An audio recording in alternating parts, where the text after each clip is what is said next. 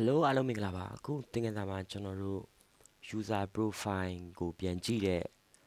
ဟာမျိုးပေါ့နော်အဲ့ဒီအတွက်ကျွန်တော်တို့ API လေးဖန်တီးအောင်အဲ့တော့ user သူ့ profile ကိုသူပြန်ကြည့်ပြီဆိုရင်တော့ authenticated ဖြစ်ပြီးတော့မှသူကကြည့်လို့ရမှာပေါ့နော်အဲ့တော့ကျွန်တော်အောက်မှာပဲလောလောဆယ်အလွယ်ရေးလိုက်မယ် route get method နဲ့ select user ပေါ့နော် user ဆိုရင်ခဏလေးဒီကောင်ကို duplicate လုပ်လိုက်မယ်အဲ့တော့ဒါ get method နဲ့ user ဒါဆိုလို့ရှိရင် API ရဲ့ profile လေး profile method ကအလုပ်မယ်ပေါ့နော်အဲ့တော့အောက်မှာ public function နဲ့ဒါ profile okay အဲ့တော့ကျွန်တော်တို့ဒီမှာ user equal ဆိုပြီးတော့အရင်ဆုံးဘာလုပ်မလဲဆိုတော့ authentication ဖြစ်မဖြစ်ဒီအဓိကသူ token ပေါ့နော် token valid ဖြစ်မဖြစ်ကျွန်တော်လမ်းပြီးစစ်ချင်တာဗျာနော်ဖြစ်စစ်မယ်ဆိုတော့ gwt org ကနေပြီးတော့ pass token ဒီကနေ authenticate okay authenticate ဒါဆိုဒီရဲ့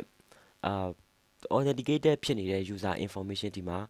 ထွက်လာလိမ့်မယ်ကျွန်တော်လောလောဆယ်ဒီ return လေးပဲတစ်ချက်လောက်ထားကြည့်မယ်ပေါ့နော်ဒီကောင်ကိုကျွန်တော်copy လုပ်လိုက်မယ်ဒါ user profile လို့ကျွန်တော်ပြောလိုက်မယ် copy လုပ်လိုက်မယ် okay အဲ့တော့ဒါ user ပေါ့နော်အဲ့တော့ user မှာဆိုရင်ကျွန်တော်တို့တစ်ချက်get request နဲ့တော့ကျွန်တော်တို့သွားတာတစ်ချက် send လုပ်ကြည့်အောင်ကိုဒါဆိုရင်ကျွန်တော်တို့ error တွေလာပြနေတယ်ဒါဘာ error လဲမသိဘူး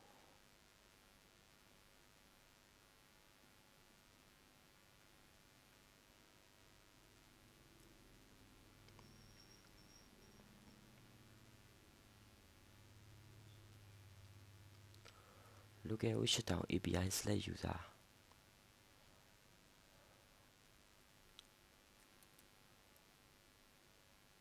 get request နဲ့ဒါမှန်တယ်နော်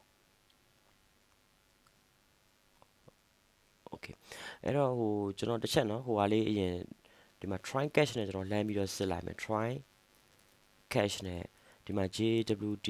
exception exception ကြီး jwt ဟိုexception ရှိတယ်နော်သူကကျွန်တော်တို့ exception လှမ်းပြီးတော့ပြစ်ပေးတဲ့ကောင်ဒီကောင်လေးရှိရနော် okay အဲ့တော့ဒီမှာ $e အနေနဲ့ကျွန်တော်ယူလိုက်မယ်ပြီးရင်ဒီကောင်ကိုဒီ exception နဲ့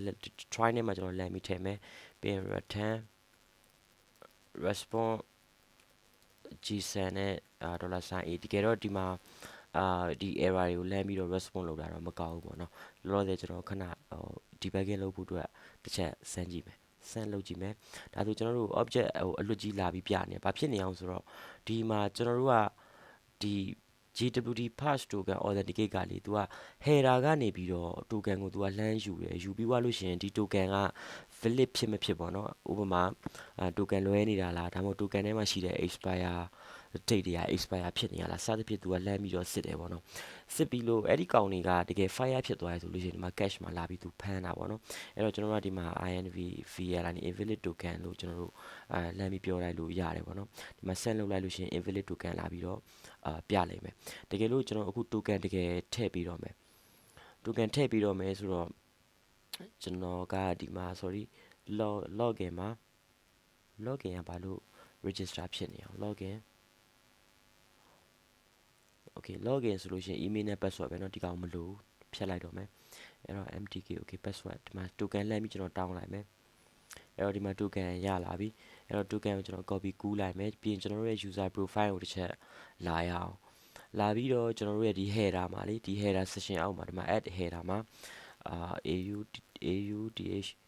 authorization မှာကျွန်တော်တို့က bearer က bearer ရဲ့အနောက်မှာ token ဒီဟာကိုစစ်မှာပေါ့နော်သူကဒါကိုစစ်မှာအဲ့တော့ကျွန်တော်တစ်ချက် send လုပ်ကြည့်လိုက်မယ်ကိုဘာဖြစ်လို့လဲဆိုတော့ဘာ response မှမပြန်ထားလို့ return isp response နဲ့ json $user ကိုကျွန်တော်တို့ response လုပ်လိုက်မယ် authenticated ဖြစ်နေတဲ့ user ပေါ့နော်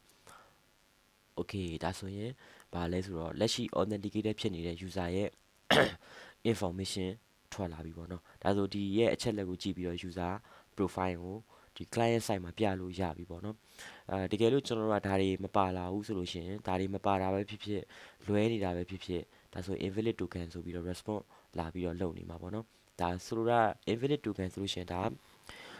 user authenticated ဖြစ်မနေဘူးဗျာဖြစ်နေတယ်ဆိုရင်တော့မကောင်းကောင်းမွန်မွန်ဖြစ်မနေဘူးတခုခုလွဲနေတဲ့အနေထားပေါ့နော်အဲ့လိုမျိုးပေါ့နော် ဒါလုံးဝဖြစ်နေမှရမယ် expire ပါဟိုဟာမဖြစ်မှရမယ်သူ့ရဲ့ expire တွေတွားပြီးပြင်နေတယ်ဆိုရင်ဒီ config ထဲက alt မှာကျွန်တော်တွားပြီးပြင်လို့ရပါတယ်ခဏနော်ကျွန်တော်တို့ EHPI expire တစ်ချက်ရှာကြည့်လိုက်မယ် sorry config ထဲက alt တယ် config gwt မှာနော် EHPI expire okay